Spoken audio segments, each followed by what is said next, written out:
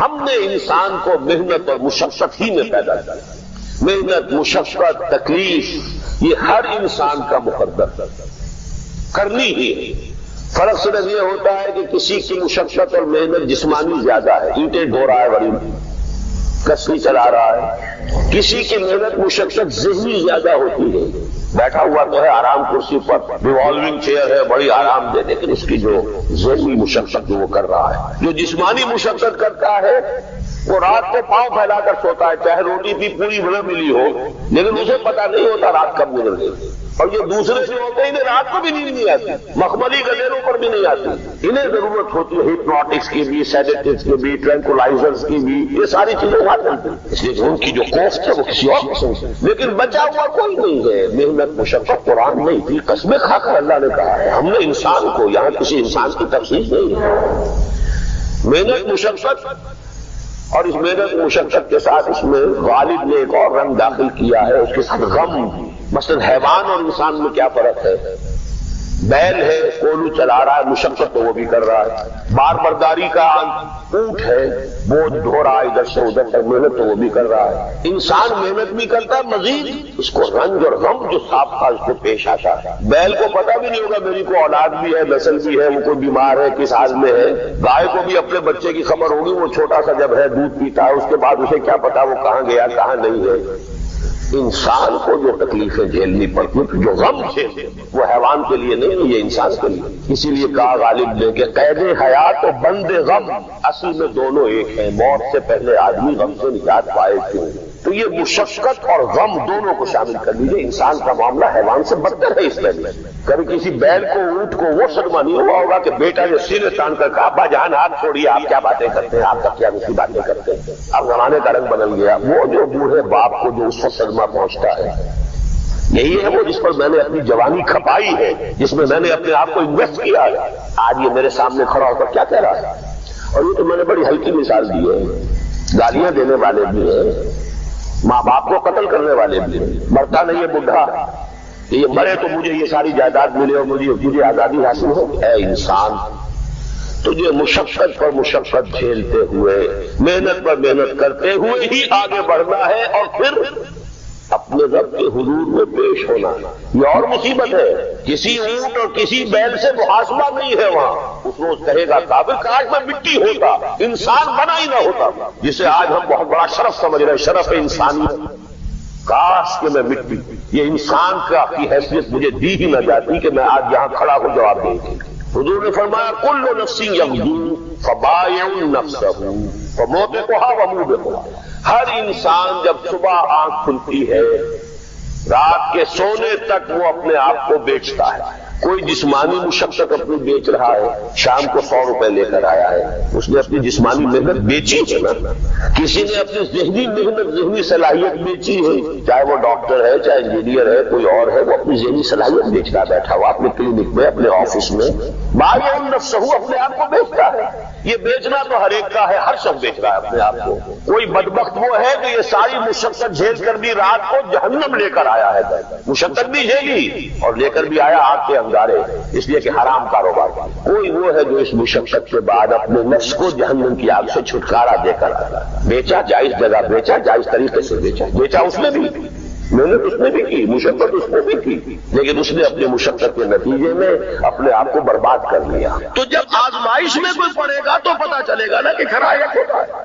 آزمائش میں نہیں آیا، امتحان میں نہیں آیا، کوئی تکلیف آئی نہیں، تو وہ کھڑے اور کھوٹے گڑبڑ رہیں گے، ملے جلے رہیں گے، دودھ کا دودھ اور پانی کا پانی جدا نہیں ہوگا۔ کیا لوگوں نے یہ سمجھا تھا کہ وہ چھوٹ جائیں گے صرف یہ کہنے پر کہ ہم ایمان لے آئے اور انہیں آزمایا نہ جائے؟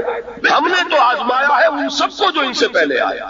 تو یہ تو سمجھیے کہ اس راستے کا ایک مستقل معاملہ ہے، جو آئے سوچ سمجھ کر آئے کہ یہ شہادت گاہ الفت میں قدم رکھنا ہے۔ لوگ آسان سمجھتے ہیں مسلمان ہونا۔ جس نے کہا آمنت باللہ، ہم نے آزما لیا، سچ مچ کا یہ ہم پر ایمان کا دعوے دار ہے یا جھوٹ موٹ کا دعویٰ کر رہا ہے؟ یہ سچ مچ کا عاشق ہے یا جھوٹ موٹ کا عاشق ہے؟ ظاہر بات ہے کہ امتحان نہ ہو، آزمائش نہ ہو تو کیسے ان کے مابین تمیز ہو؟ کہہ تو دیا سب نے آمنت باللہ، اب ذرا تھوڑی دیر کے لیے ہم بھی اپنے غریبانوں میں جھانکے، ہم بھی کہتے ہیں نا اللہ کا ہمارا ایمان ہے، اللہ پر، آخرت پر، رسول کا عشق کا بھی دعویٰ ہے، اور جب نعتیں ہم سنتے ہیں تو بڑے جھومتے ہیں، لیکن یہ کہ واقعتاً آدمی جھانکے اپنے قلب کی گہرائیوں میں کہ یہ ہم کتنے کچھ سچے ہیں اپنے اس دعوی میں. جہاں کوئی معاملہ آیا اگر ہم اس دین کے اس حکم پر عمل کرتے ہیں تو اتنا نقصان ہوتا ہے، اس حکم کو پیچھے ڈال دیں تو اتنا نفع ہوتا ہے. سچ بتائیے کہ ہم میں سے اکثریت کا فیصلہ کس بات کی طرف جائے گا؟ دین کا حکم پس پشت، دنیاوی مفاد دو مقدم. تو معلوم ہو گیا کہ ہمارا یہ دعویٰ جو ہے اللہ پر ایمان کا اور آخرت کے یقین کا جھوٹا دعویٰ ہے. کیوں اللہ کی طرف سے یہ چیزیں آ جاتی ہیں؟ دیکھو کوئی مصیبت تم پر نہیں آ سکتی، نہیں آتی مگر اللہ کے چیز. وَمَن يُؤْمِن بِاللَّهِ، اور جو شخص اللہ پر ایمان رکھتا ہو یہدی قلبہ، اللہ اس کے دل کو ہدایت دے دیتا ہے، اس کے دل کو سکون عطا کر دیتا ہے، وہ راضی برضائے رب ہو جاتا ہے، اس میں شکوہ نہیں رہتا، اس میں شکایت نہیں رہتی، اس میں تلخی نہیں ہوئی، کیوں ہو گیا، کیسے ہو گیا، کیوں ہو گیا، نہیں ہونا چاہیے، نہیں. یہ سارا جو پیچ آدمی کھاتا رہتا ہے نا اندر ہی اندر، وہ جو پیچ کھا رہا ہے یہ سب صحیح سے نجات نہیں دی. پہلی بات یہ کہ یہ اللہ کی طرف سے آزمائش کے طور پر آزمائش، میرا بندہ اس پر صبر کرتا ہے یا نہیں، یا میرے خلاف بکواس کرنے پر آمادہ ہو جاتا ہے.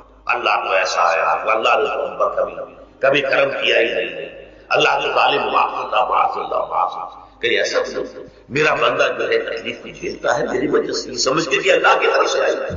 یہ صبر جو ہے یہ بہت بڑی کامیابی ہے اگر انسان کو حاصل ہو. اور اس صبر کے نتیجے میں دو اور باتیں پیدا ہوتی ہیں. یہ مضامین علیحدہ دروس کے اندر آتے رہے ہیں لیکن آج ایک نئے عنوان کے تحت جمع ہو کر آ رہے ہیں. پہلی بات یہ ہوتی ہے کہ امتحان کا نتیجہ کیا نکلتا ہے کہ آپ نے ایک امتحان پاس کیا تو آپ کے اگلے درجے میں ترقی ہوئی. 5ویں کا امتحان پاس کر لیا تو 6ٹھی میں جائیں گے، اب 6ٹھی کا امتحان پاس کریں گے تو 7ویں میں جائیں گے، 7ویں کا پاس کریں گے تو 8ویں. درجہ بدرجہ انسان کی دینی، ایمانی اور روحانی ترقی کا ذریعہ یہ آزمائش ہے. جتنا اس میں صبر ہوگا، جتنا اس میں تسلیم و رضا جو ہے آپ حاصل کرتے جائیں گے تو آپ کے درجے بلند ہوتے چلے جائیں گے. آپ کا امتحان کڑے سے کڑا آئے گا، بڑے سے بڑا آئے گا، مشکل سے مشکل تر آئے گا. ایک وقت میں ایم اے کا امتحان بھی آپ کو دینا ہوگا، ایک وقت میں ہو سکتا ہے پی ایچ ڈی کے لیے تھیسس آپ لکھے، پھر اس کے اوپر جو ہے ٹیم بیٹھی ہوئی اور آپ سے وہ بحث کرے، جرا کرے، آپ وہ بھی کرنا ہوگا. لیکن یہ کہ اگر پرائمری ہی میں فیل ہوگا تو اس کا سوال ہی پیدا نہیں ہوتا کہ کبھی آپ ایم اے کا یا پی ایچ ڈی کا تھیسس لکھیں. اور اسی کو دوسرے انداز میں کہا گیا ہے قرآن مجید میں، وَلِيُبْلِيَ الْمُؤْمِنِينَ مِنْهُ بَلَاءً حَسَنًا. اصل سے ابلا کہتے ہیں، بلا یبلو جو ہے عربی زبان میں آتا ہے آزمانا. خلق الموت والحیات لیبلوکم ایکم احسن عملا، یہی معنی ابتدا کے میں، ابتدا یبتلی آزمانا. ابلا یبلی جو آتا ہے باب افعال سے، اس میں آتا ہے کسی کو کسی تکلیف میں ڈال کر اس کو نکھارنا، کہ اس کا جوہر نکھر جائے، اس کے اندر جو خیر ہے وہ اور چمک جائے، لوگوں کو بھی معلوم ہو جائے کہ یہ شخص اس مقام کا ہے، اس کے اندر یہ صلاحیت ہے، اس میں یہ قوت موجود ہے. تو یہ گویا کہ اہل ایمان کی صلاحیتوں کو نکھارنے کے لیے اور ان کے درجات کی ترقی کے لیے بھی اللہ تعالیٰ دنیا کے اندر یہ مصیبتیں اور امتحانات جو ہیں آزمائش کے حوالے سے افراد پر بھی اجتماعی طور پر ملاتا ہے. اور ایک اس کا اور بھی ہے، اہل ایمان پر اس طرح کی ابتلا و آزمائش کی ایک نوعیت اور ہے، اور وہ یہ ہے کہ جو بھی آپ سے غیر ارادی طور پر یا یہ کہ آپ نے کوئی گناہ ارادی طور پر بھی کر لیا، اللہ تعالیٰ اس کی سزا اسی دنیا میں دے کر آخرت کی سزا سے محفوظ کر دیتے ہیں. گویا کہ اس سے بڑا خیر کیا ہوگا؟ یہ آپ کی سزا کیا ہے؟ جھیل لی آپ نے، بخار آ گیا، ٹانگ ٹوٹ گئی، چلیے 3 مہینے آپ اس سفر پڑے رہے نا، اور کیا ہوا؟ کچھ نہیں. لیکن یہ کہ آخرت کی سزا ملتی بہت حسین چیز ہے. لہذا کفارہ بناتا ہے اللہ تعالیٰ.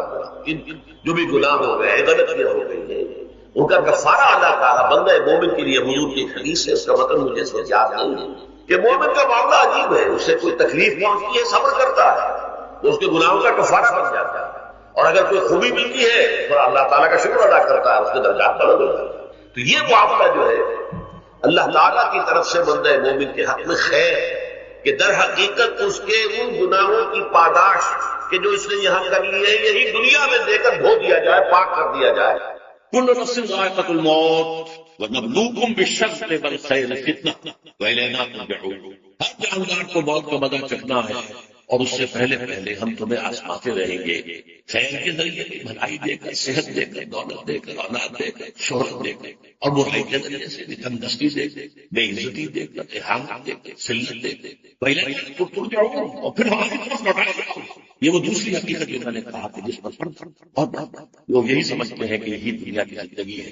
قرآن کہتا ہے دار الآخرۃ ہی خیر، تو آخرت کی زندگی ہے یہ آج کے اس سے بھی زیادہ تفصیل سے یہ آل عمران میں آئی ہے، کل نفس ذائقۃ الموت وانما توفون اجورکم یوم القیامہ، ہر جاندار کو موت کا مزہ چکھتا ہے اور پھر تمہیں پورا پورا تمہارا اجر اور بدلہ دے دیا جائے گا قیامت کے دن۔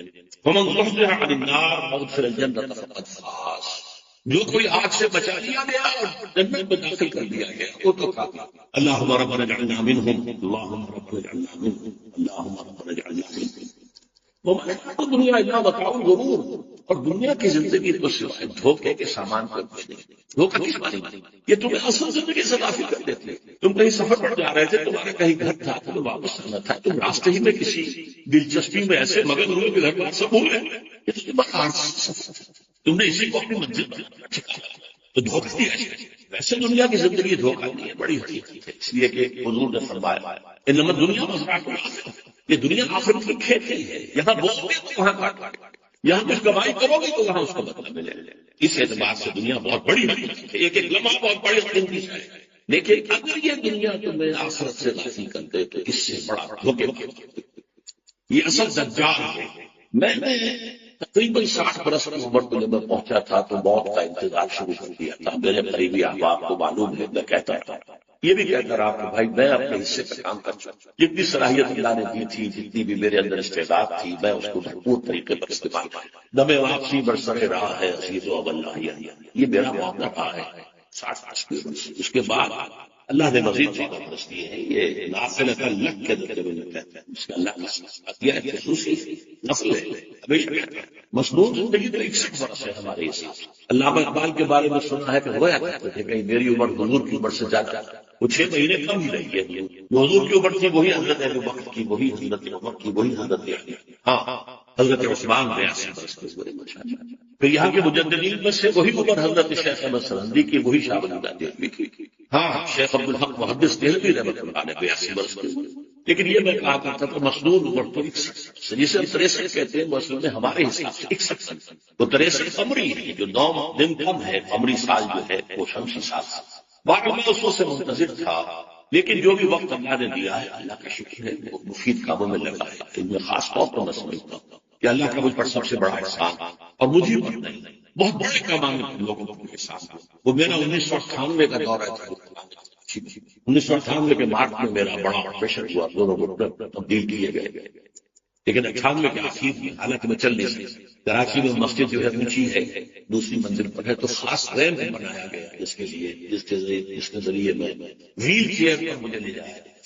اس عرص کی گزشتہ چند سالوں سے پوری دنیا میں جو گونج ہوئی اللہ کے فضل، کوئی حکمت خداوندی اس کے ساتھ وابستہ۔ اس میں میرے کسی کام کو دخل نہیں ہے، میری کسی کوشش کو دخل نہیں ہے۔ میں نے تو درس میں دیتا آ رہا تھا 85 سے دورہ البتہ یہ بات ضرور ہے کہ میں نے محسوس کیا کہ سن 98 کے درس میں دورہ کہ مجھے خصوصی انشراح ہے۔ میری ساری گفتگو کا حاصل کیا ہے؟ دیکھیے، نظریاتی تحریکوں کا تعلق اشخاص سے نہیں، ٹھیک ہے، کوئی اس کا داعی ہوتا ہے، کوئی اس کا مؤسس ہو جاتا ہے، کوئی اس کا آغاز کرنے والا ہوتا ہے، لیکن نظریاتی تحریک افراد سے وابستہ، افراد آتے چلے جاتے ہیں اپنا اپنا حصے کا کام کر کے، جس کو جتنا مقدر ہے، جس کے جتنی اللہ تعالیٰ کی طرف سے توفیق ہے وہ اپنا کام کرے گا، چلا جائے گا۔ یہ چمن یوں ہی رہے گا اور ہزاروں جانور اپنی اپنی بولیاں سب بول کر بولائیں گے۔ مبارک ہیں وہ لوگ جنہیں قرآن کی بولی بولنا نصیب ہو۔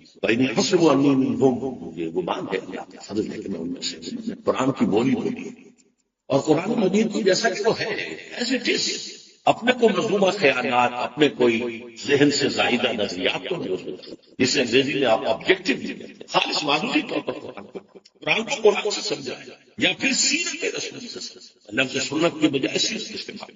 قرآن مجسم حضور تھے صلی اللہ علیہ وسلم، اور حضور کی سیرت اور حیات جو ہے وہ قرآن مجید کی اصل تفسیر۔ یہ حقیقت بھی بہت کم لوگوں کے، وہ احادیث کا نام تو دیتے ہیں، احادیث کی ہے، سیرت میں تو احادیث سے ملتی ہے، لیکن میں خاص طور پر سنت کی حدیث کی بجائے سیرت، قرآن کی دو سورسز، قرآن خود اور سیرت رسول صلی اللہ علیہ وسلم. بہرحال انشاءاللہ اور عزیز یہ کام بڑھے گا چلے گا، یہ میں ابھی بات میں پیش کرتا ہوں. دوسری بات جو میں نے آیت پڑھی وَمَن نُعَمِّرْهُ نُنَكِّسُ فِي الْخَلْقِ لا يعقل، بہت بڑی حقیقت زندگی کی یہ بھی، جس کی ہم عمر زیادہ کر دیتے ہیں اس کی خلقی صلاحیتوں میں کمی کر دیتے ہیں. موٹی بات ہے، بڑھاپا ہے ہمیشہ کی مانی ہوئی بات ہے. اگرچہ جوانی میں آپ نے بڑھاپے کا تصور نہیں کرتا، لیکن بڑھاپا ہے نا، یہ بھی ایک حقیقت ہے. موت کی غالب نے کہا مطمئن ہو گئے قواعد غالب اب عناصر بڑے نظام. ایک صاحب نے مجھے شعر سنایا تھا ابراہیم صاحب سے ٹونک کے رہے گا، ذوق پیری بڑھ گیا جوش جوانی گھٹ گئے. اب عصا بنوائیے نسل تمنا، یہ تمنائیں جو ہے پورے العمل نے کاٹا. اب گئی جوانی امنگوں والا بڑھ گیا، اور یہ جو تمناؤں کا پودا ہے اس میں سے لکڑی لینا عصا پیری بنوائیے. اب بڑھاپے کے لیے ذوق پیری بڑھ گیا جوش جوانی گھٹ گیا، اب عصا بنوائیے نسل. ابھی 2-3 دن ہوئے ہیں یہاں پر جو خانہ فرہنگ ایران ہے اس کے ڈائریکٹر آئے تھے، انہوں نے فارسی میں شعر سنایا. جب جوانی گفتگو کہ شیر اگرچہ پیر ہو، جوانی میں یہ کہا کرتا تھا کہ شیر تو شیر ہی ہوتا ہے، چاہے بوڑھا ہو بوڑھے ہو اس میں کیا شیر جب یہ کیوں میں پیری رسیدہ، جب میں خود پیری اور بڑھاپے کو پہنچ گیا دیدم تو مجھے یہ بات نظر آئی کہ پیر اگرچہ شیر ہوا، بوڑھا ہی ہوتا ہے چاہے وہ شیر ہی ہوتا. تو یہ بڑھاپا جو ہے یہ زندگی کی دوسری بڑی حقیقت. اس کا ایک اثر تو سب کو معلوم ہے، خواہ غالب بڑھاپے کا عام نتیجہ جسمانی ذوق سمجھا. لیکن مجھ پر اور کچھ اور لوگوں پر بھی خاص طور پر اس کا جو ایک اثر ہوتا ہے یہ مجھ پر ہوا ہے، وہ ہے یادداشت کی کمزوری. اور یہ میں کئی سال سے محسوس کرتا ہوں. میری پرانی یادداشت بڑی مضبوط ہے، قوی ہے، اس میں کہیں کوئی نہیں. لیکن ریسنٹ پاس کی چیزیں جو ہے پچھلے 5-6 سال کے واقعات مجھے یاد نہیں رہتے. اشخاص سے ملا ہوں، دیکھ کے پہچان لیتا ہوں، کئی بار ملاقات ہوئی نام یاد نہیں آتا. تاریخیں اور اشخاص کے نام کے اعتبار سے تو خاص طور پر کئی سال سے میری جو میموری ہے وہ امپیئرڈ ہے. اور میں محسوس کرتا رہا ہوں کچھ عرصے سے کہ این تقریر کے دوران محسوس ہوتا بلیک آؤٹ ہو گیا، اور مجھے سلسلہ کلام جوڑنے کے لیے سوچنا بعض اوقات 1000 کروڑ مرتبہ بولے ہوئے الفاظ آئی. اب چاہے کتنے لوگ لگا دوں وہ نس جاتا ہے. ہاں تھوڑی دیر کے بعد بہت جاتا ہے. میری اس آپریشن سے چند کچھ عرصے پہلے تک جو میری تقریریں یہاں ہوں میں بہت سے لوگوں نے نوٹ کیا میری تقریر میں وہ روانی نہیں رہی تھی. وہ جو کراس ریفرنسز آیا کرتے تھے جس کی بنا پر ایک مولانا عبد الکریم پاریک صاحب تھے ناگپور کے انڈیا کے، مولانا علی میاں کے وہ خلفاء سے انہوں نے تفصیل بھی لکھی ہے قرآن. کوئی لاہور آئے تھے، مجھے بھی ملاقات ہوئی، میرا درس بھی سنا. پھر یہاں وہ ایک دینی ادارے میں گئے، وہاں میرے خلاف باتیں ہو رہی تھی. انہوں نے کہا بھائی اس شخص کی کیا بات ہے؟ اس کے سامنے تو معلوم ہوتا ہے کہ قرآن کھلا ہوا ہے، اجازت ہے، پھول کھلے ہیں گلشن، لیکن اپنا کیا عبد الکریم پاریک صاحب کی وہ جو تاثر تھا صحیح تھی. کراس ریفرنسز کے القرآن اس میں بات کرنا. اس کے علاوہ تیسری چیز ہوتی ہے بڑھاپے میں ریزسٹنس کی کمی کی وجہ سے بلڈ پریشر کا میں مریض ہوں اور کوئی 25 برس سے، شوگر کا میں مریض ہوں اور کوئی 5 برس سے. ایک خاص برس جو مجھ پر آیا ہے آج سے 4 سال پہلے، اس کی ایک تاریخ ہے. یہ جو امراض دماغی کے ماہرین ہیں یہ کہتے ہیں کہ ایک برس ہے بائی پولر ڈپریشن. انسان میں کبھی تو انشراح ہوتا ہے، ایکٹیویٹی ہوتی ہے، سوچتا ہے اور ایکٹیو کرنے کے لیے گفتگو کے لیے بھاگ دوڑ کے لیے طبیعت میں آبادی ہوتی ہے. کبھی وہ بجھ سا جاتا ہے، کبھی وہ حرکت کرنے کو جی نہیں چاہتا، پڑا رہے کسی کونے میں سو جاتا. تو یہ بائی پولر معاملہ کہلاتا ہے، یہ ویو ہے. اچھا یہ ہے ہر انسان جسے ہم عام طور پر کہتے ہیں موڈ آف ہے بائی پولر سے بات کرتے ہیں. تو یہ موڈ آف ہو جانا آن ہو جانا یہ عام آدمی میں بھی ہوتا ہے. لیکن جو اللہ کے کسی فضل و کرم سے زیادہ ذہین ہوں، زیادہ حساس، ان میں پھر یہ جو ویو ہے یہ زیادہ اونچائی زیادہ نیچائی، زیادہ اونچائی زیادہ نیچائی. اس کو پھر ہم کہتے ہیں مرض بائی پولر. یہ ہمارا خاندانی مرض ہے. والد صاحب کا تھا تو تھا، بڑے بھائی کے ساتھ کو ہوا، میری بڑی ہمشیرہ. عام طور پر اس کی عمر ہوتی ہے ہوتی تھی 3 تجربے مجھے ہیں. والد صاحب کو 13 برس میں نے اٹینڈ کیا ہے، 52 سے 65 تک جب یہ عام طور پر شروع ہوتا ہے 50 برس کے لگ بھگ. میری عمر جب 50 برس کے لگ بھگ ہوئی مجھے کئی مرتبہ محسوس ہوا کہ میری تقریر کے دوران سوئچ آف ہوتا. ایک مرتبہ سن 70 میں میری یادداشت کئی گھنٹوں کے لیے بالکل ضائع. اس کا میں نے تذکرہ کیا ہوا، میری کتاب ہے حساب کم و بیش، جو کیفیت مل پر گزری تھی، جس کرب کے آگے میں وہ چند گھنٹے نکلے تھے، میں انہیں الفاظ میں بیان کر سکتا۔ میں ابتدا کی خبر ہے، میں انتہا معلوم کچھ بھی نہیں۔ میں جب 50 برس کا ہوا اور یہ دو ایک مرتبہ مجھے جھٹکے لگے مسجد صبر آباد کے اندر، تو میں نے ڈاکٹر رشید چودھری صاحب سے، وہ میرے والد صاحب کے بھی والد رہے تھے، میں نے ان سے کہا کہ یہ ڈینجر زون میں داخل ہو گئے۔ ان کا نہیں، آپ کو یہ نہیں ہوگا، اس لیے کہ آپ اللہ کے خدا کی خدمت کریں۔ تو ان کی یہ بات تو پارشلی ٹروتھ نکلی۔ 70 برس کی عمر میں 20 برس اللہ تعالیٰ نے مجھے اس میں ایک بونس دے دیا۔ 70 برس میں جو ہوا اس کا ایکسائٹنگ کاز بنا ہے افغانستان میں جو حادثہ ہوا، اتنا صدمہ مجھے تھا، ایک دم بیٹھ یہ چیز جو ہے ابھی کنٹینیو کر رہی ہے، اس کے لیے میں البتہ اس معاملے میں میری ایکسائٹمنٹ جو ہے زیادہ اوپر چلے جانا، اس میں ایک بات جو ہے بروڈنگ اور کرتے رہنا، بیٹھے رہنا، لیٹے رہنا، وہ جس کا نقشہ حضور کے بارے میں کھینچا گیا ہے، یا ایھا المدثر یا ایھا المزمل، اے کمبل میں لپٹ کر لیٹنے والے اور اے لحاف میں لپٹ کر لیٹنے والے، قم من فان سے وہ ایک کیفیت ہے۔ اور سورۃ الانشراح اور سورۃ الضحیٰ کی جو تفسیر مولانا پانی پتی رحمۃ اللہ علیہ، ثناء اللہ پانی پتی رحمۃ اللہ علیہ نے لکھی ہے، اس میں اس کا ذکر بڑی تفصیل سے، یہ دو صورتیں اسی سے متعلق ہیں۔ تصوف کی اصطلاح میں اسے کہتے ہیں قبض اور بسط۔ کبھی قبض ہوتا ہے، اندر سے گویا کہ بندش لگتی ہے، وہ ہو گیا اس کام کرنے کو دے نہیں چاہتا، اور کبھی بس طبیعت گفتگو کر کے یہ قبض اور بسط اسی کے لیے پھر آیا ہے۔ الم نشرح لک صدرک، یہ انشراح جو ہے بہرحال ایک میرا قصد جو ہے وہ یہ ہے۔ اس دوران میں بہت سے دوسرے امراض لے آ کے دے رہے ہیں، کئی مہینے تک ایسی سخت کھانسی رہی مجھے کہ ہر کھانسی کے باؤنڈ کے بعد مجھے تھوڑی دیر کی بے ہوش ہو۔ ایک مرتبہ اسی طرح کے معاملے میں غسل خانے میں گرا، سندھ بھی ان سے کہہ گئے۔ پھر ایک دفعہ ایٹریل فبریلیشن، دل نے مجھے آج تک کچھ نہیں کہا، کچھ نہیں، لیکن اسی کے دوران یہ ڈپریشن جب بہت زیادہ شدید تھی، ایک دل بھی گھبرانے لگا، اور اسے فبریلیشن بجائے اس کے کہ یوں حرکت کرے شروع کروں ایسے فبریلیشن۔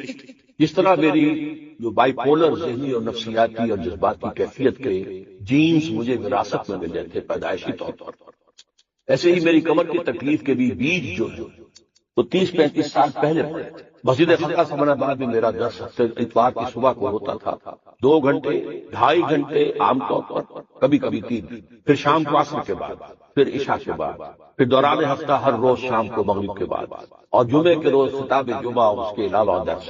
اور یہ سب کے سب میں چوکڑی مار کر یا زمین پر بیٹھ کر یا کسی چوکی پر بیٹھ کر درس دیتا، کمر آگے جھکی رہتی۔ ظاہر بات ہے کہ اس کے کچھ نہ کچھ جو بھی فزیکل اثرات ہیں وہ پیدا ہونے تھے۔ اس زمانے میں مجھ سے مولانا جعفر شاہ سلوانی رحمۃ اللہ علیہ اور شیخ سلطان میں جماعت اسلامی کے امیر رہے تھے، دونوں نے ایک بات کہی تھی کہ انگریزی محاورہ تو یہ ہے کہ کینڈل کو دونوں سائڈز پر برن نہ کرو، don't burn your candle on both the sides, لیکن آپ کا معاملہ تو یہ ہے کہ دونوں سائڈز کے علاوہ درمیان میں سے بھی جلا رہے ہیں۔ لیکن ظاہر بات ہے کہ ایک شوق، ایک لگن، ایک دھن، ایک کام کی بنیاد ڈالنا آسان بات نہیں ہوتی۔ میں لگا رہا، ریڑھ کی ہڈی میں درد ہوتا تھا کمر میں، جسے لو بیک پین کہتے ہیں، کچھ دوائیاں کھا لی، کچھ پین کلرز کھا لیے، لیکن یہ کہ اس سے خاص طور پر جو کمر کا نچلا حصہ ہے، اس کے جو موہرے ہیں اور ان کے مابین جو انٹر ورٹیبرل ڈسک ہوتی ہے اور اسپیس ہوتی ہے، وہ نیرو ہوئی اور ڈسک جو ہے ڈیجنریٹ ہونا شروع ہوئے۔ تکلیف بڑھتی چلی گئی، کام بھی چلتا گیا۔ پہلا ایکوٹ حملہ ملک پر ہوا ہے 1985 میں۔ سارے اسباب تو اندر موجود تھے، لیکن ایک ایکسائٹنگ خاص فوری سبب یہ بن گیا کہ شکاگو سے لاہور تک کا سفر میں نے کیا، اور اس میں 30 گھنٹے مجھے مسلسل بیٹھنا پڑا۔ شکاگو سے لندن ہیتھرو ایئرپورٹ پر 6-7 گھنٹے انتظار، پھر وہاں سے اسلام آباد میں انتظار، لاہور کی فلائٹ۔ اس سے یہ ہے کہ اس طرح شدید تکلیف ہوئی کہ رکوع میں جانا مشکل، رکوع سے اٹھنا اس سے بھی زیادہ مشکل، جھکنا جو ہے، چلنا بہت مشکل۔ 12 ادویات وغیرہ کھائیں اور اس کے ذریعے سے اس میں کارٹیسون کا استعمال بھی کرتا رہا اور کام چلتا رہا۔ اچانک میں گیا کراچی کے دورے پر، تو وہاں جو شکل پھر پیدا ہوئی تھی 1985 میں، 4-5 دن جس حالت میں گزرے ہیں، میں اس کا اب بھی تصور کرتا ہوں تو کانپ جاتا، شدید تکلیف، کسی کا چین نہیں۔ اس کا معاملہ خاص طور پر دوہرا اس لیے ہو گیا تھا، میں وہاں مہمان تھا سید سراج الحق صاحب کا، محترم کا۔ اب ظاہر بات ہے غریب وجہ سے انہیں جسمانی تکلیف بھی ہو رہی تھی، جسمی مشقت ہو رہی تھی، کوفت ہو رہی تھی۔ بہرحال وہاں سے مجھے لاہور پھر لایا گیا ہے ایک اسٹریچر، PIA کی 3 سیٹوں کے اوپر اسٹریچر لگا اور پھر یہاں آ کر کچھ انویسٹیگیشن کی، کچھ کورٹیسون انجیکشن لگے، تو اس طریقے سے وہ بات دب گئی۔ مشورہ کیا، ڈاکٹر بشیر صاحب نیورو سرجن ہوتے تھے، ان کا آپریشن آپ نے کرایا، اگرچہ معاملہ تو خراب ہے اور یہ 3 گھوڑوں کے درمیان جو ہے معاملہ وہ کافی تشویشناک ہے، آپریشن نہ کرائے، ادویات وغیرہ سے کچھ ایکسرسائز سے کام چلا۔ اس وقت ابھی MRI ایجاد نہیں ہوا تھا، CT اسکین ہوتا تھا، وہ کروایا تو معلوم ہوا کہ نمبر 4 اور 5 اور S1 یہ 3 مہرے جو ہیں ان کے درمیان کی ڈسک جو ہے وہ تقریباً ڈیجنریٹ ہو چکی ہے۔ بہرحال اس کے بعد بھی اللہ کا فضل ہوا، کام چلتا رہا۔ سن 91 سے مجھے گھٹنوں کی درد کی تکلیف شروع ہوئی تو میں نے پین کلر زیادہ اسٹرانگ کھانے شروع کیے، اس سے یہ درد بھی دب گیا، معلوم ہوا ہے ہی نہیں، کمر میں کچھ ہے ہی نہیں۔ لیکن آج سے کوئی 3-4 سال پہلے میں نے جب آپریشن تو کرایا تھا تقریباً 7 سال پہلے 1998 میں، تو اس کے بعد سے میں نے وہ پین کلرز ختم کر دیے، اس لیے کہ گردے پر اور بیدے پر ان کا برا اثر ہو رہا تھا۔ لیکن یہ کہ اس کے بعد آج سے 3-4 سال پہلے مجھے تکلیف بڑھنی شروع ہوئی، کھڑے ہونا مشکل ہو گیا، چلنا مشکل ہو گیا، کھڑے ہو کے تقریر کرنا موقوف ہو گیا، عام طور پر چلنا ہوتا تھا تو ویل چیئر کے اوپر، یہ بات آگے تک بڑھی۔ سن 5 کے آغاز میں تکلیف جو ہے یہ زیادہ بڑھی تو پھر MRI کرایا، اس سے معلوم ہوا کہ اب 3 نہیں 4 مہرے انوالوڈ ہیں، L3 L4 L5 S1، اور صورتحال بہت تشویشناک ہے، آپریشن جو ہے وہ لازمی۔ لیکن کچھ خوف تھا آپریشن کا، لوگ بھی ڈراتے تھے، ٹال بٹول سے میں کام لیتا رہا، وہی دوائیاں وغیرہ، پھر کچھ جدید قسم کے ٹونے ٹوٹکے بھی ٹرائی کیے، کچھ ہومیوپیتھی بھی ٹرائی کی، لیکن یہ کہ درد بڑھتا چلا گیا، مرض بڑھتا گیا جو دوا کی۔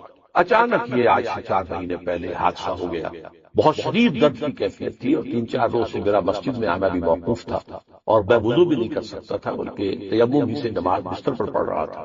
لیکن ہوائی ضروریہ کے لیے گیا میں بات روم، وہاں میں کھڑا ہی تھا ابھی کہ میرا بایاں گھٹنا ایک دم بینڈ ہو گیا اور میں گر گیا۔ اس کا مطلب کیا ہوا کہ یا تو کوئی جو ہے وہ پیرالائسس ہو گیا ہے یا کوئی اور اس قسم کا حادثہ ہو گیا ہے، تو اب یہ ایمرجنسی پوزیشن بن گئی اور جو آپریشن ہے وہ فوری طور پر لازمی۔ یہ آپریشن ہے میرا جو 19 نومبر کو سرجی میٹ ہاسپٹل میں ہوا، ڈاکٹر عامر عزیز صاحب۔ ان کا تھوڑا سا تعارف یہ ہے کہ یہ میرے بیٹے ڈاکٹر عارف رشید کے کلاس فیلو ہیں، اس اعتبار سے میرا ادب اور احترام ایسے ہی کرتے ہیں جیسے اپنے والد کا۔ پھر یہ کہ وہ بہت ہی نیک اور دیندار آدمی، بہت اچھی داڑھی ان کے چہرے پر ہے، چہرہ مزین ہے۔ اس کے علاوہ یہ کہ وہ 1 ایئر کورس ہمارے ہاں سے قرآن اکیڈمی کر چکے ہیں۔ افغان جہاد وغیرہ میں ان کا بڑا ایکٹیو رول رہا، 3-4 مہینے FBI کے انڈر انٹروگیشن رہے، یہ سب کو معلوم۔ بہرحال انہوں نے آپریشن کیا 19 تاریخ کو نومبر کی، اور الحمدللہ کی آپریشن ہر اعتبار سے کامیاب۔ میں یہاں اعلیٰ رؤوس الاشہاد شکریہ ادا کرنا چاہتا ہوں ڈاکٹر عامر عزیز کا۔ انہوں نے کوئی اپنی آپریشن فیس تو درکنار، ہاسپٹل کے سارے چارجز بھی اپنی جیب سے ادا کیے، ایک پیسہ مجھے خرچ نہیں دیا میرے کہنے کے باوجود، اسراف کے باوجود، بلکہ میرے وہ ریڑھ کی ہڈی کے منکوں کے دونوں طرف جو پلیٹیں ڈالی گئی ہیں میٹلک، ظاہر بات ہے کہ وہ بہت قیمتی ہوں گی، تو کوئی عام لوہا تو نہیں ہوتا، اس کے پیسے بھی اپنی جیب سے ادا کیے۔ زیادہ سے زیادہ جو ہے وہ جو ایڈیشنل دوائیوں کی ضرورت ہوتی تھی وہ ہم بازار سے منگاتے تھے، ہمارا خرچ اس پر ہوا ہے، ورنہ ایک پیسہ انہوں نے خرچ نہیں کیا۔ آپریشن سے میں بہت جلد نکل کے آ گیا۔ آپریشن کے فوراً بعد مجھے پتہ ہی نہیں چلا کہ درد نام کی بھی کوئی شے ہوتی ہے، کوئی اتنی انہوں نے پین کلرز وغیرہ دیے ہوئے تھے۔ بہرحال یہ کہ اس کے بعد جب میں گھر پہ منتقل ہوا اور وہ بھی ظاہر بات اسٹریچر پر آیا تھا، تو یہاں آ کر پھر کچھ نہ کچھ درد تھوڑا بڑا جو ہے وہ شروع ہوا، پین کلرز کم ہوئے، اور یہ خاص طور پر فزیو تھراپی ایکسرسائز جو ہے وہ تجویز کی گئی تھی کہ اور کوئی علاج نہیں۔ یہ فیصلہ تو ہو گیا تھا کہ یہ اس معنی میں پیرالائسس نہیں ہے، فالج نہیں ہے، نہ تو یہ ہے کہ کوئی دماغ کی شریان پھٹنے کی وجہ سے ہوا ہے جسے اسٹروک کہتے ہیں، اور نہ ہی کوئی نرو کٹی ہے، البتہ کوئی نرو کچلی گئی ہے، لیکن اب اس کچلے جانے کی کیفیت سے دوبارہ اس کو اپنے نارمل فنکشن کو ریزیوم کرنے میں وقت لگے گا، اور اس کے لیے جو ہے فزیکل ایکسرسائز، پٹھوں کی مضبوطی جو ہے یہ بہت ضروری ہے۔ چنانچہ وہ ہوتا رہا، پہلے بہت ریگولرلی آتے رہے، وہ بھی ڈاکٹر عامر عزیز صاحب کے اسسٹنٹس تھے جو آتے رہے اور بغیر کسی فیس کے وہ آئے، اور پہلے میں تو آتے تھے تو وقفے سے آتے رہے، اور انہوں نے بھی اپنی کوئی فیس نہیں لی۔ بہرحال اب صورتحال یہ ہے کہ میں رفتہ اس کامل معذوری کی کیفیت سے نکل کر نیم معذوری کی کیفیت میں آ گیا ہوں، واکر کی مدد سے چل بھی رہا ہوں، اور اب میں نے مسجد کے لیے بھی وہ جو میرے لیے سیڑھیاں کبھی بنی تھی جبکہ میرے گھٹنوں میں شدید درد تھا، چھوٹے چھوٹے سٹیپس ہیں ان کے، ان میں ایک طرف ریلنگ تھی، دوسری طرف بھی ریلنگ لگوا کر اب میں آسانی سے الحمدللہ کی مسجد میں جا رہا ہوں، 5 وقت کی نماز پڑھ رہا ہوں۔ اور جیسا کہ میں نے شروع میں کہا ہے، یہاں آنا مجھے بہت ہی پہاڑ معلوم ہوتا تھا، ہمالیہ پہاڑ، قرآن آڈیٹوریم میں چڑھنا، لیکن یہ کہ اللہ نے آسانیاں کر دی ہیں۔ بہرحال اس سلسلے میں جو بھی کوئی ڈاکٹر عامر عزیز صاحب نے میرے ساتھ کیا ہے، ان کے ساتھیوں کی، ان کی ٹیم کی، میں ان سب کا شکر گزار ہوں، اور میں اللہ تعالیٰ سے دعا گو ہوں کہ انہیں اللہ تعالیٰ جزیل عطا فرمائے۔ آپ سب بھی ان کے حق میں دعا کریں۔ اب مجھے جو یہ آپریشن سے کچھ میں نکلا ہوں، چلنے لگا ہوں، سیڑھی بھی چڑھ لیا میں نے، تو مجھے بڑا احساس تھا، اسی لیے آپ کو کام بھی گھر کا رکھا ہوا تھا۔ لیکن عجیب ہوا ہے، کل صبح اچانک مجھے محسوس ہوا کہ میرا یہ فریز آج کی جو رات ہے میں نے شریر گھبرا رہا تھا۔ کل صبح کے لیے دعوت دی ہے لوگوں کو کہ وہ آئے سے بات ہے۔ اللہ کا شکر ہے کہ فجر کے بعد میں نے 3 گولیاں کھائی، اس سے یہ ہے کہ تھرابنگ پین جو ہو رہا ہے وہ اللہ کا فضل ہے کہ کم ہو گیا، لیکن یہ کہ اس کی موومنٹ جو ہے لمیٹڈ۔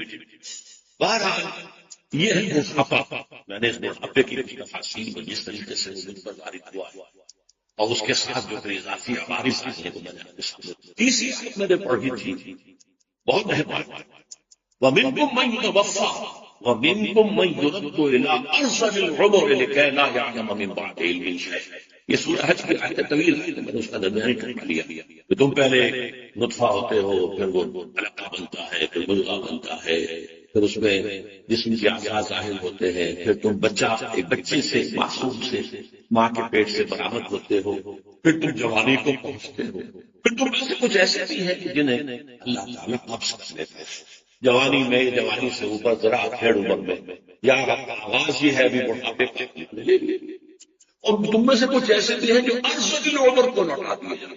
رزیل سے یہ ارذل سے رزیل بہت ہی بری زندگی، بہت بری زندگی۔ وہ زندگی کیا ہوتی ہے کہ لا یعلم من بعد علم شیئا، بڑے سے بڑے عالم جو ہے اس کے بعد سب نیا علم دیا، سب بھول گئے، سب اس کا میں نے ابتدائی آپ کے سامنے ذکر کر دیا کہ میری یادداشت یہ ارذل العمر وہ ہے کہ جس میں انسان دوسروں کا محتاج ہے اور وہ اپنے اعزاء و اقارب پر بوجھ اپنی تمام ضروریات کے لیے ان کا محتاج، یہاں تک کہ جو حوائج ضروری ہیں ان کے لیے بھی دوسروں کا یہ ارذل العمر ہے جس سے حضور پناہ مانگتے تھے۔ اللہ کا شکر میں ابھی اس ارذل العمر کو نہیں پہنچا اور میں پناہ مانگتا ہوں اللہ حضور کے سنت پر عمل اس ارذل العمر کے آنے سے پہلے اللہ تعالیٰ مجھے اٹھاتا میں بوجھ نہ بنوں۔ اگرچہ میں نے اس ارذل العمر کا مزہ 2 مرتبہ چکھا۔ 98 میں جب میرے گھٹنوں کا آپریشن ہوا تو چند دن میرے اسی حالت میں گزرے تھے، خود نہ ہل سکتے ہیں، نہ چل سکتے ہیں، نہ کچھ کر سکتے ہیں، نہ پیشاب، نہ پخانہ، کچھ بھی نہیں، سب دوسروں کے اپنے۔ اور اب خود میں نے وہ تو پھر بھی چند دن تھے، 5-6-7 دن، اور اس مرتبہ بھی ہے کہ یہ مہینوں پر بات گئی۔ یہ ارذل العمر کا ایک تماشا مجھے دکھائی۔ ارذل العمر آپ سنتے رہتے ہیں، الزائمر ڈیزیز ایک ہے، سب یادداشت ختم۔ صدر ریگن جو بڑا ایکٹر ہوتا تھا، پھر صدر ہوا امریکہ کا، اس کا جو اشر ہے معلوم ہے، پہچاننا چھوڑ دیا تھا کسی کو، بہت عرصے تک صرف بیوی کو پہچانتے رہے، اس کے بعد وہ وقت آیا کہ بیوی کو نہیں پہچانا۔ اسے کہا جاتا ہے آج کی اصطلاح میں ہیومن ویجیٹیبل، بس یہ ہے کہ نلکی لگی ہوئی ہے، کھانا دے رہا ہے اس میں سے، اور ریسپیریٹر لگا ہوا ہے، اس سے سانس کی کیفیت ہو رہی ہے، دل کے لیے بھی کوئی لگا ہوا ہے، تو زندہ تو ہے، ابھی شہروں پڑا ہوا ہے، نہ زندوں نہ مردوں سے قریب پر ہے، زندوں سے بہت دور ہے۔ لیکن مگر یہ تو پچھلے زمانے میں باتیں نہیں ہوتی تھی، لیکن ارذل العمر جو ہے نکمنی بری۔ میں اللہ تعالیٰ سے دعا کرتا ہوں مجھے اس سے بچائے، اس سے پہلے بچائے، آپ بھی میری دعا آمین۔ اب میری گفتگو کا دوسرا حصہ پروگرام میں نے اس کیا تھا، اس کے 2 حصے ہیں۔ اس درس کا پروگرام کیا ہے اور یہ درس الحمدللہ ثم الحمدللہ ثم الحمدللہ جاری ہے۔ میں نے عرض کیا تھا کہ نظریاتی تحریکوں کے دار و مدار اشخاص پر نہیں ہوا۔ ہماری تنظیم کے رفیق نے مجھ پر بڑا اتمام حجت کیا، مجھے خاموش کر دیا کہ ڈاکٹر صاحب تو کہتے رہے کہ قرآن کے عجائب کبھی ختم نہیں ہوں گے، آپ کھولتے رہیں گے، نئے نئے موتی نکلتے رہیں گے، نئے نئے ہیرے نکلتے رہیں گے، یہ کام کبھی ختم نہیں ہوگی، تو آپ کیسے ختم کریں گے؟ اس وقت تو جواب ہو گیا تھا، بعد میں میری سمجھ میں بات آ گئی بھائی کان جو ہے پوری کوئی ایک آدمی تو نہیں کھولتا، ایک نسل کھولتی ہے، اس کے بعد اگلی نسل کھولتی ہے، اگر کان واقعی بڑی ہے نسل بعد نسل اس میں سے نکلتے ہیں۔ قرآن کی بات یہ ہے کہ لازم تو نہیں جائے وہ اس کا جائے کبھی ختم نہیں، لیکن یہ ایک لمیٹیشن ہوتی ہے، ایک جنریشن کی ایک لمیٹیشن، تقدیر جسے کہتے ہیں، ایک نسل کی تقدیر ہے، ایک فرد کی تقدیر، ایویلویشن، ہر فرد جو ہے یہ نہیں کہ وہ آخری ہتھیار کو پہنچ جائے، یہ تو ابھی زمانہ اور کھلے گا، ہمارے فزیکل علوم اور آگے بڑھیں گے۔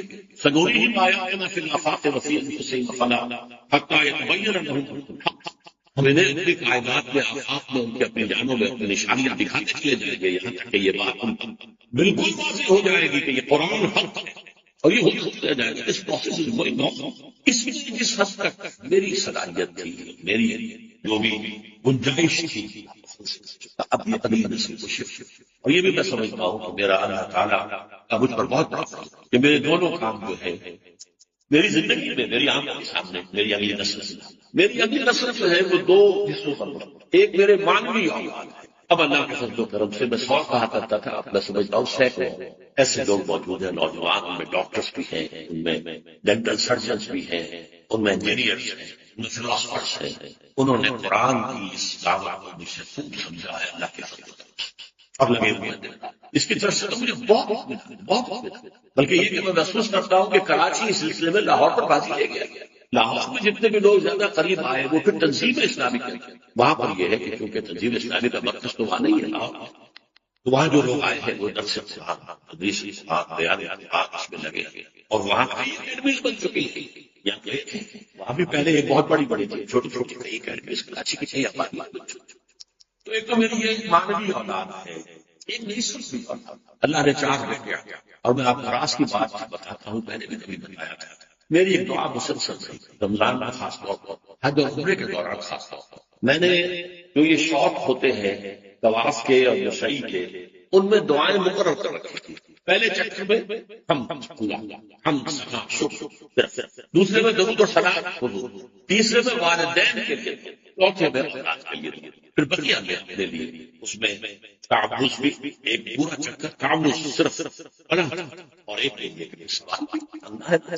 یہ جو بچوں کے لیے میں دعا کرتا تھا، ان میں خاص طور پر ایک دعا تھی، آج میں اس کے الفاظ بھی بتاتا ہوں. اللہم رب اجعل ابنائی کلہم کابناء احمد السرہندی وولی اللہ الدہلوی رحمہ اللہ علی حسب نسبتی الیہما. اللہ میرے بیٹوں کو تو حضرت مجدد الفسانی شیخ احمد سرہندی کے بیٹے اور شاہ ولی اللہ دہلوی کے بیٹوں کے مانند بنا دے، اسی نسبت سے جو نسبت مجھے ان کے ساتھ. یہ سمجھ لیجیے، اگر مجھے حضرت مجدد سے 1 کروڑ میں 1 کی نسبت تو ہے، ہم کس کی نسبت کریں گے؟ ہماری پہلی نسبت حضور کی طرف سے، پھر یہ مجددین نسبت. اگر مجھے کوئی نسبت 1 لاکھ میں 1 کروڑ میں 1 نسبت کوئی ہے، وہی نسبت ان کے بیٹوں سے میرے بیٹوں کی طرف یہ دعا نہیں ہے. اور میں اتفاق کی بات ہے کہ شیخ احمد سرہندی کے بھی 4 ہی بیٹے تھے، شاہ ولی اللہ کے بھی 4 ہی بیٹے مشہور. بہرحال یہ میری سلبی اولاد ہے، اور وہ میں دیکھتا ہوں میری دعا جو ہے قبول کی لگے اسی کام کے اندر جائے. تھوڑی سی کمی میں اپنے سب سے چھوٹے بیٹے میں دیکھ رہا ہوں، اگرچہ وہ اس تحریک کے لیے بہت مفید کام کرتا ہے، بہت صلاحیت بھی رہتی ہے، شعبہ سمو بس. لیکن یہ کہ یہ بیان جو ہے خیرکم من تعلم القرآن وعلم، اس کی طرف کی توجہ ابھی مائل نہیں تھی. اللہ بہرحال میرا یہ درس آئندہ جو ہے عزیزم ڈاکٹر عارف رشید جاری رکھے. جیسے تنظیم میں ذمہ داری منتقل ہو گئی عزیزم حافظ احمد سعید، اس درس قرآن میں میرے جانشین کی حیثیت ڈاکٹر عارف رشید صاحب کو حاصل. مجھے وہ شعر یاد آ رہا تھا کہ باپ کا علم نہ بیٹے کو اگر ازبر ہو، پھر پسر لائق میراث سے پدر کیوں کر ہو. میری میراث کیا؟ میری میراث صرف علم و فکر اور کچھ نہیں. میری کوئی جائیداد نہیں جو میری اولاد میں تقسیم ہونے والے، میرا کوئی بینک بیلنس نہیں کہ اس کی تقسیم سے سوال، میری کوئی میراث نہیں. میں بات بہت سے لوگوں کو شاید محسوس ہو کہ کچھ نشانی ہے، کچھ تفاخر کا جذبہ آ گیا، لیکن قرآن مجید کا ایک حکم ہے، اما بنعمت ربک فحدث، جو نعمتیں بھی تمہارے رب کی طرف سے تم پر ہوئی. مجھے ایک نسبت محمد رسول اللہ صلی اللہ علیہ وسلم سے حاصل ہے، پھر وہی کہوں گا ایک ارب میں ایک کی نسبت صحیح، لیکن ہے ہم کس کی نسبت دیں اپنے آپ کو؟ معاذ کسی اور کی طرف نسبت کیوں دیں؟ لیکن ایک خصوصی نسبت کیا ہے؟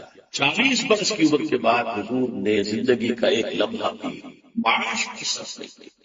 الحمدللہ کہ یہی معاملہ میرا. اس زمین میں جب میں نے آخری فیصلہ کیا تھا اپنے میڈیکل پریکٹس کو سنج دینے کا، تو جس کرم میں سے میں لگا تھا، جس سوچ بچار جو تفکرات سے، نہ کوئی جائیداد نہ کوئی کچھ نہیں، nothing to fall back upon, اندھے کو میں شامل، لیکن اللہ نے توفیق دی. میرا ایک لمحہ بھی 40 برس کی عمر کے بعد جس کو 35 برس گزر چکے ہیں، معاش کی سب باہر اللہ نے کبھی فاقہ میں یتق اللہ یرزقہ من حیث لا یحتسب ویجعل لہ مخرجا ويرزقه من حيث لا يحتسب.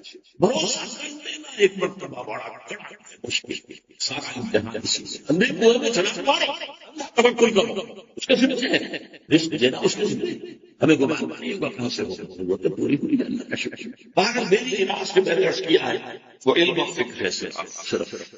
اور میں نے اپنی پوری زندگی کا یہ جو زندگی ہے جب سے کہ تحریکی کام کرنے شروع کیا، اس کا حساب و کتاب جو ہے میں نے کہاں سے اللہ نے کیا حالات تھے جب میں نے یہ اندھے کنویں میں چلا، یہ میں نے لکھ لیا. حساب کم و بیش میری کتاب کو ساری تفسیر لکھ دی تاکہ یہ واضح ہو جائے. جیسا کہ انبیاء کرام کا قول بار بار آتا وما صلوکم علیہ بن اجر، میں جو یہ کام کر رہا ہوں اس پر کوئی مجھے نہیں چاہیے، کوئی تنخواہ نہیں چاہیے. ان اجری الا علی رب العالمین، یہ نسبت بھی اللہ نے عطا فرمائی، کوئی تنخواہ نہیں، کچھ سہولت حاصل بہرحال کرتا. تو میری میراث جو ہے وہ یہی علم اور فکر، اور اسی کے لیے علامہ اقبال کا شعر سنا رہا ہوں. یہی کچھ ہے ساقی بتائے فقیر، اسی سے فقیری میں ہوں میں امیر. میرے قافلے میں لٹا دے اسے، لٹا دے ٹھکانے لگا دے اسے. میں اپنی اولاد سے، سلبی اولاد سے، خاص طور پر مانوی اولاد سے بھی توقع کرتا ہوں. یہ جو بتائے فقیر میں منتقل ہوئی ہے، اب وہ اسے قافلہ انسانی کے اندر سیدھی پہنچائیں، لٹائیں، بانٹیں. عزیزم، عارف رشید مجھ سے چند باتوں میں مشابہ بھی ہے. میں نے بھی ڈاکٹری پڑھی تھی اور کچھ عرصے ڈاکٹری کی بھی چھوڑ دی، اس دین کی کام کی. انہوں نے بھی ڈاکٹری پڑھی تھی، حالانکہ یہ اس وقت پڑھ رہے تھے جبکہ میرا کام پوری طرح سے شد و مت کے ساتھ میری دعوت، میرا پیغام ان کے سامنے آ جاتا تھا. انہوں نے مجھ سے کہا کہ ابھی ہم کیا کریں گے پڑھ کر، یہ آپ نے ڈاکٹری چھوڑ دی تو میں کیا کروں گا؟ میں تو یہی کام کروں گا. میں نے کہا نہیں بیٹے یہ نہیں، پاس کر دوں. انہیں لوگ کہیں گے کہ ناکام ہو گئے تھے، بھاگ گئے تھے، یعنی یہ کہ اگر یہ MBBS میں دمچھلا نہیں لگا ہوا ہوگا لوگ سمجھیں گے یہ ذرا حقیقت روزگار کے مارے ہوئے ادھر آ گئے. معلوم ہوتے MBBS راستہ کھلا تھا، باپ آئے گا اس کو چھوڑ کر یہ بہتر ہے. پھر میں نے ایک بات اور بھی کہی، خدا کا راستہ خدا کا راستہ، کوئی شیطانی حرکت ان پر کامیاب ہو جائے، رجعت طے کری ہو جائے، واپس جانا چاہے تو پھر افسوس کرو گے، افسوس کرو گے کہ میں نے نہیں پڑھا، میں مکمل کر لیا. بہرحال انہوں نے بھی ڈاکٹری پڑھی اور چھوڑی. پھر ان کی آواز مجھ سے بہت مشابہ ہے، ان کا انداز مجھ سے بہت مشابہ. میرے بیٹوں میں اس درس قرآن کے اعتبار سے میری جانشینی کے سب سے اہم وہی. اس درس کے بارے میں میرا یہ خیال یہاں آنے تک تھا، اب بدلا. اسی وقت خیال یہ تھا کہ جہاں میرا درس ختم ہوا ہے سورہ مائدہ کے وہیں سے آگے یہ.